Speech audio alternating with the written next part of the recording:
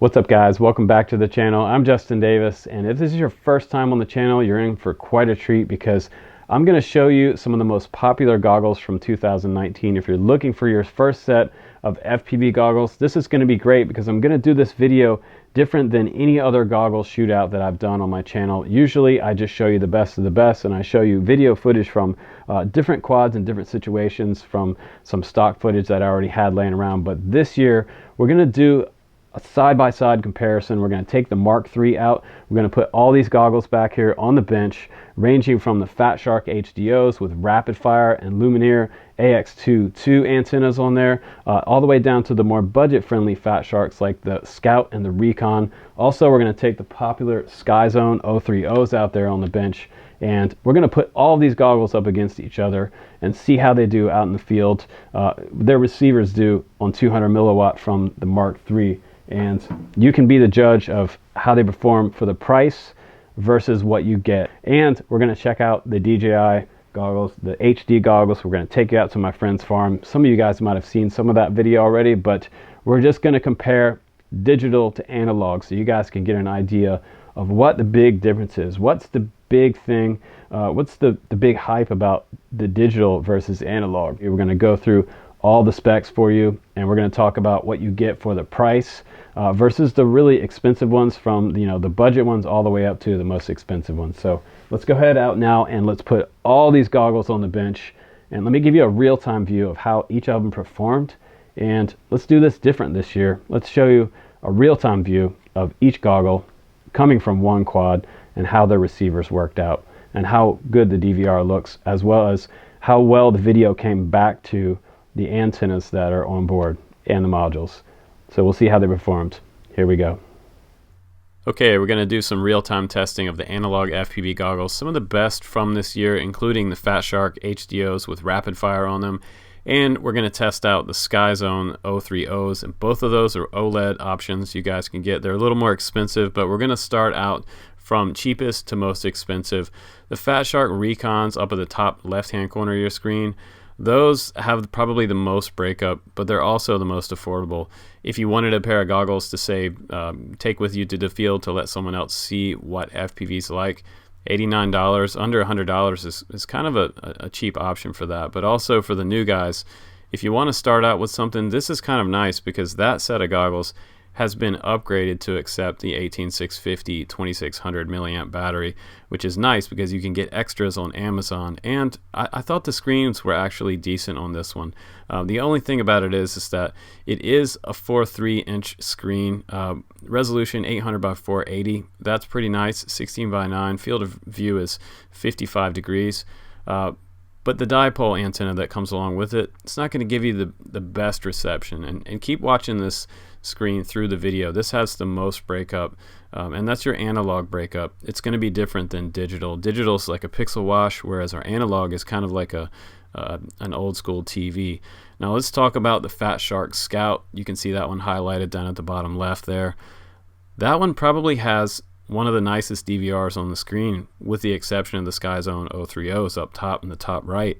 The Fat Shark Scout has an upgraded DVR on there, so it's probably one of the newer DVRs. If you look at the Fat Shark HDO right beside it, you can see there's a big difference. The Fat Shark HDO DVR has had some complaints from many people over the past year or so. So hopefully the new HDO version 2s, when they come out, they will upgrade that DVR to make it look a little bit better. But again, 4-inch screen on these Scout goggles, and they're around $200 price point, making that also kind of a nice option for entry-level type guys getting into it.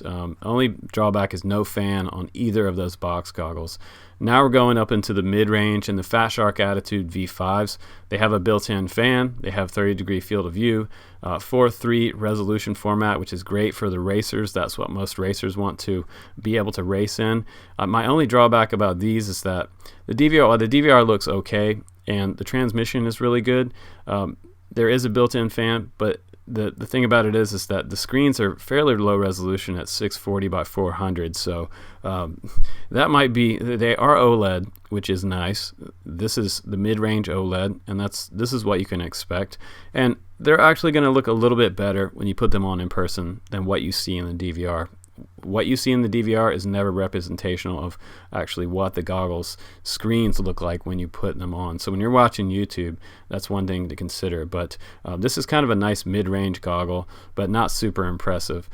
But what is impressive is the SkyZone 030s. These are my new favorite goggles, and most people will tell you that when they see the 030s versus the HDOs from Fat Shark, the screens just look better. They're brighter, they're more clear, they're more crisp. They just look infinitely better, and you can see it in person. If you sat down with me and looked at them, you would definitely agree.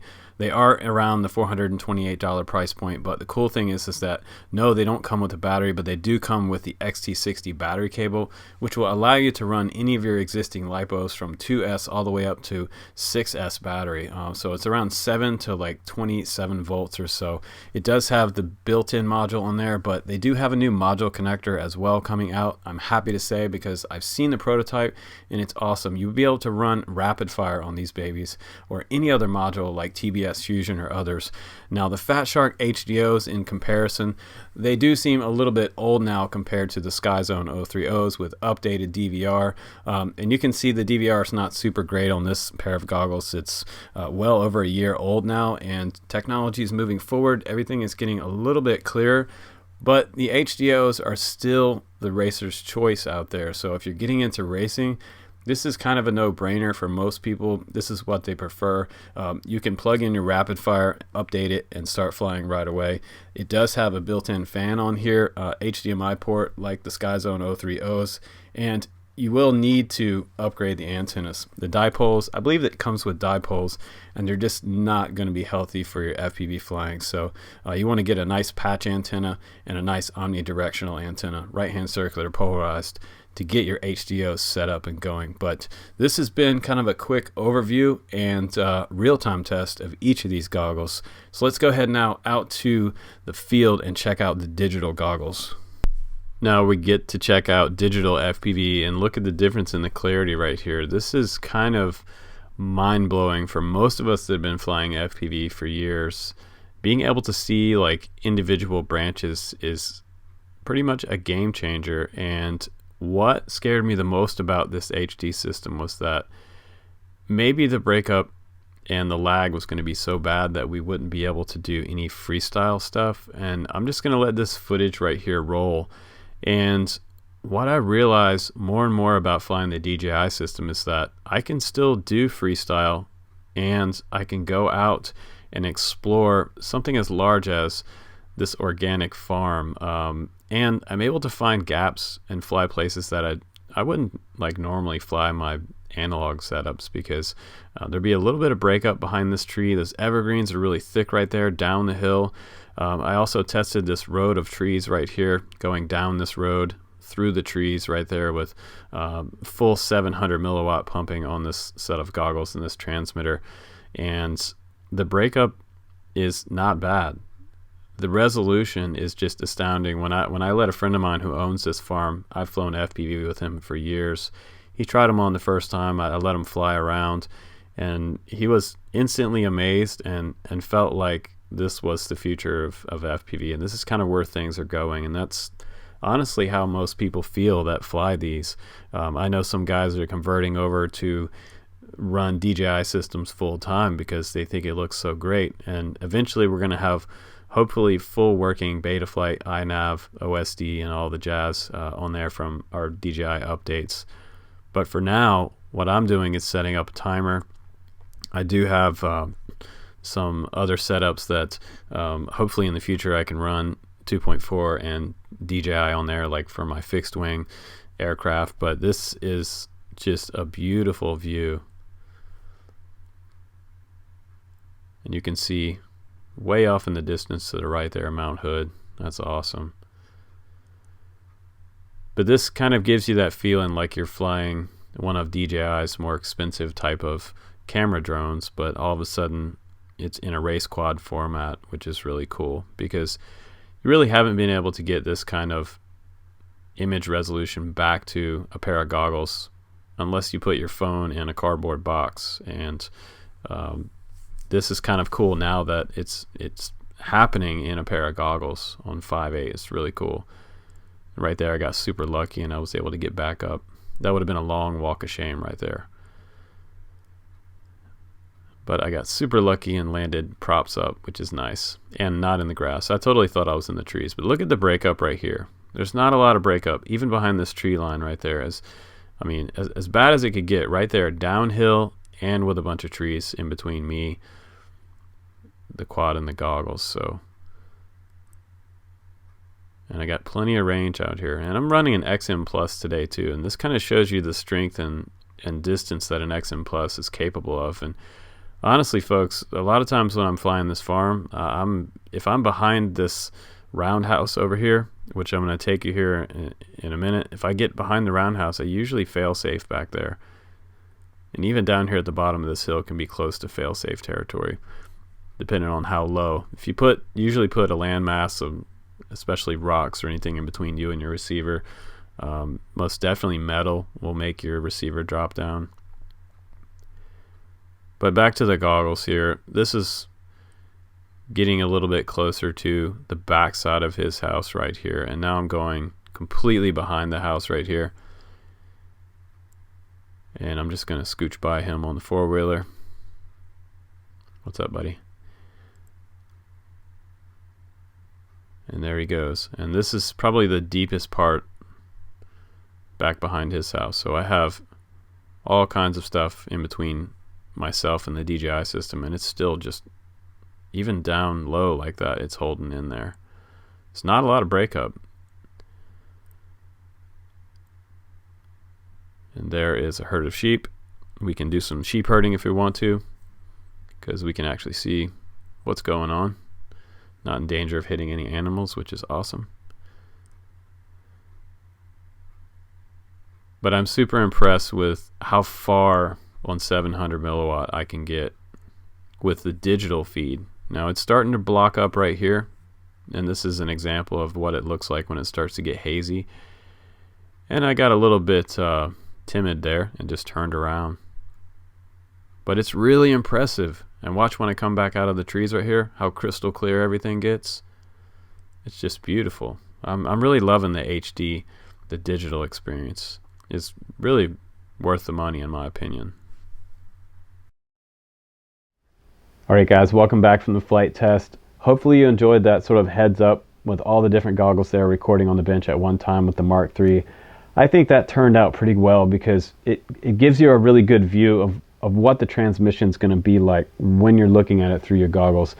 The DVR, you have to understand, when you see the DVR on the screen, it's not necessarily the quality of the goggles. The lenses and the screens that you're going to see are going to look completely different than the DVR recording because it's not the same resolution. So you have to know that. So don't judge a pair of goggles solely by what the DVR looks like. It's not quite the same as putting them on your face. So folks at home, that's a big point to consider. What we are looking at though is performance and how well the video transmission came back to that stock DVR recording, and that's the most important thing. How did it do as far as the breakup, the fuzz across the screen, and in comparison with all the analog systems, you will see fuzz on the screen, but if you're flying digital, you're going to see kind of a pixel wash over the screen. It's kind of like Minecraft, if everything goes pixelized on it. On the screen, but it comes back a few seconds later, which is different. So I had to get used to flying digital versus analog because I've been flying analog FPV for around 10 years now, and starting all the way back to around 2006 with some of my first single rotor helis, and starting out with monitors and eventually graduating up to one of my first pairs of goggles were actually Fat Shark, and now I have to say that in late 2019, things have really changed. Now we have OLEDs. OLED screens have kind of changed the game for everyone, and Fat Shark HDOs with rapid fire, probably the racer's choice out there, the most favorite analog goggle on the planet right now in our community. Everywhere around the world, everybody wants a pair of these, and some people will not buy them because of the price, and I can understand that. I respect that. So my best alternative for that, and in my opinion, my favorite analog goggle for 2019 is the SkyZone 03Os. This has built-in modules. You don't have to buy an extra module, so you can also run rapid fire on these. Starting out in around November, they're going to release that module connector right here, and it's going to stick on the left-hand side of the goggle, allowing you to run rapid fire or any other goggle module on the market. So if you want rapid fire on some SkyZones, that is coming. So that's a good news from SkyZone. Also, the screens on these, in comparison to the HDOs, these are brighter and way more clear. I would say about 25% more clear. I can't say way more clear. But there is a noticeable difference when you put these on and you put these on afterwards. Even with the same FPV camera, you will see a clearer image with these, and they are just a little bit brighter. So not so bright that they hurt your eyes, just clearer, and that's the only way I can explain that.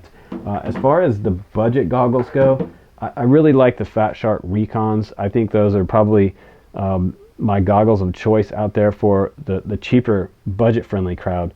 The quality is nice on those goggles, the finish is really nice, and the menus are really easy to use and get into. Start your DVR recording. You can put your micro SD card in there, and it has a lot of the bells and whistles that even some of the larger goggles do without the diversity. That's the only thing that you're missing.